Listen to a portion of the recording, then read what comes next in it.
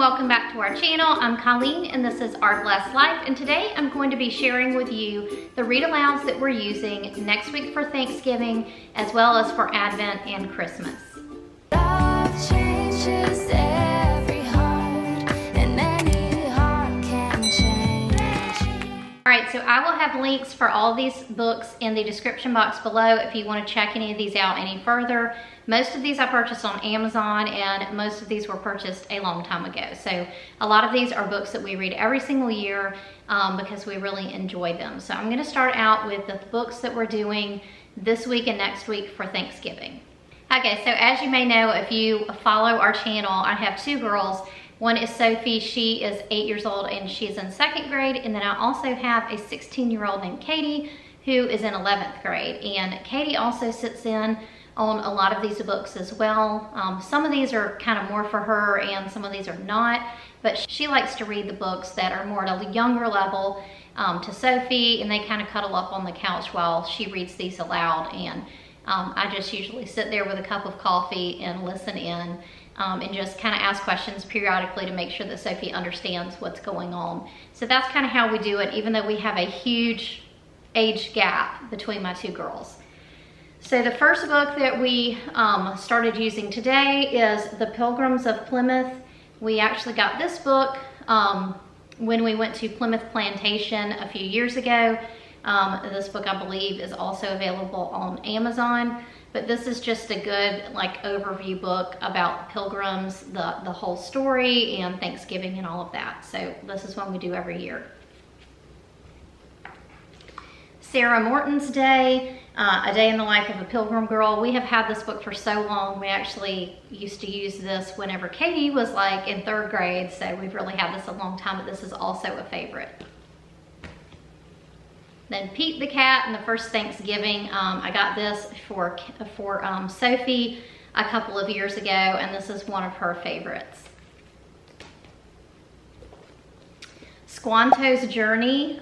This is also one that kind of was handed down from Katie to Sophie, but this is one we do every year as well. So this one is focusing more on the story of Squanto as it relates to the Pilgrims and Thanksgiving.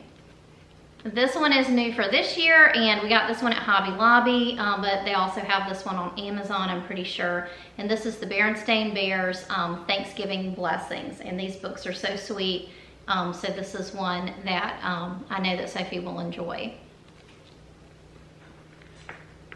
This is also one that we have had for a long, long time, and that is If You Were at the First Thanksgiving. So like I said, we used this with Katie when she was little, and now we read it again for Sophie. So there's a lot of these different books that kind of are like little historical readers like this, and we enjoy a lot of these different ones. And the last one that we're going to be using this year is the Step Into Reading the First Thanksgiving. This is also just a good overview book of the Pilgrim story and the First Thanksgiving. So this is the last one that we'll be using.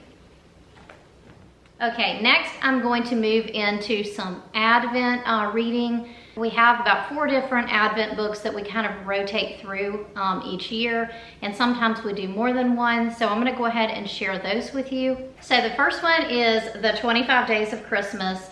This one we are currently reading, even though it's not quite Advent yet. We're kind of using this one for the last 25 days of school before Christmas, before our Christmas break. This one is a really beautiful book, and it also is a short read every morning. So we've been doing this during morning time, but it's a 2-page layout for each day, and it just focuses on a section of the Bible as it relates to Jesus and his coming into the world. And then it also gives you something to do with your kids, like this on this one you sing, and that kind of thing. So this is a really nice book. This is also just kind of sitting out on our coffee table. It's a really beautiful book. Another book that we have used several times is, well, actually I'll go over these two together. Jotham's Journey and then Tabitha's Travels. And there is a third book, I can't remember the name of it exactly, but it has, it's Bartholomew's Passage. So these are really neat books because they're geared for kids. I think these are good stories even up through middle school and high school, but it's a family-focused Advent study, and you could, if you had all 3 books, you could kind of rotate the books each year.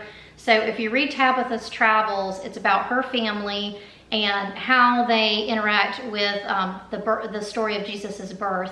But then if you read Jotham's Journey, he actually interacts with Tabitha's family as well, so the characters are all interconnected. So the storylines kind of weave together. So if you read one of the books this year and then another one next year, you'll kind of remember that. So it's kind of neat for kids. But this book is also for Advent, and so it's based by week, and it'll tell you what to do every day. So the way this book works is you read the story.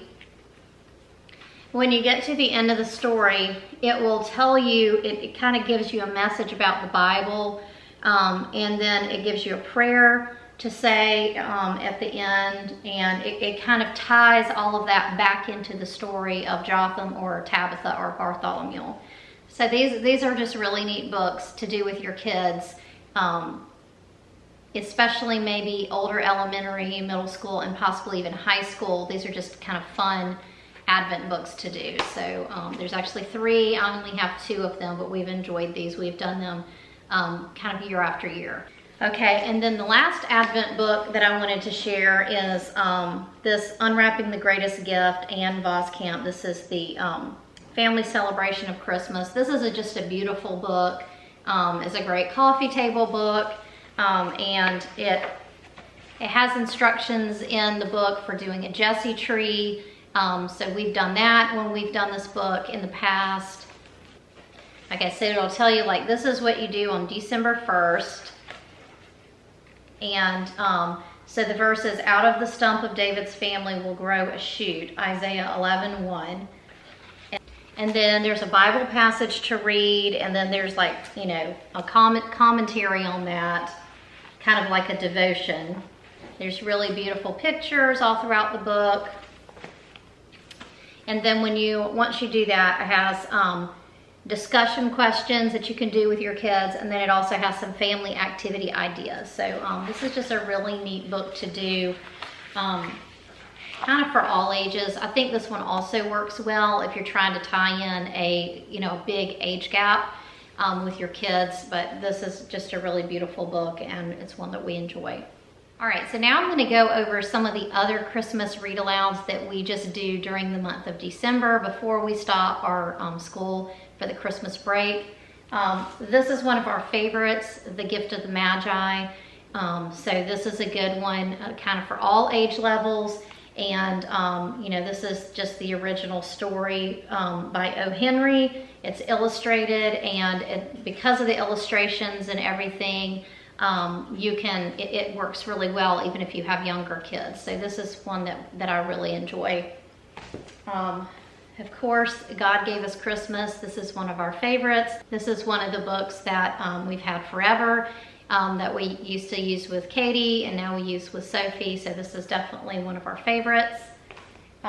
These are 2 new books that we got this year for Sophie, the Berenstain Bears, The Joy of Giving, and the Berenstain Bears Go Christmas Caroling. So we are looking forward to reading those. These are always sweet little books.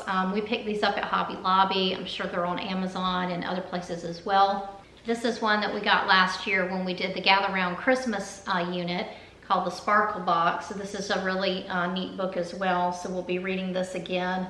And it has a sparkle box in the back of the book when you buy this one. This is another one of our favorites. I think this was also recommended in the Gather Round Christmas unit, and this is the Christmas Candle by Richard Paul Evans. So this is a really neat story, and definitely one that we do every year.